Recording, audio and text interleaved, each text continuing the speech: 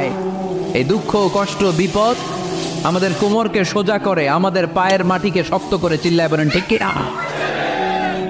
প্রতিকূল পরিবেশে কিভাবে বাঁচতে হয় এই দুঃখ কষ্ট আমাদেরকে শিখায়। এজন্য মুমিন বান্দার বৈশিষ্ট্য হচ্ছে দুঃখ কষ্ট বেদনা জ্বালা এগুলোতে সে আপসেট হয় না, সে হাল ছেড়ে দেয় না, সে ভরসা রাখে একজনের উপর। চিল্লায় বলতে হবে তিনি কে? কারণ মুমিন জানে রাত্রি যত গভীর হয় অন্ধকার তমানিসা ভেদ করে সুবহে সাদিক হয়। মুমিন জানে গর্ভবতী নারীর পেটের ব্যথা যেই দিন বাড়তে থাকে ওই দিনই নতুন মেহমান আগমনের সময় ঘনাতে থাকে।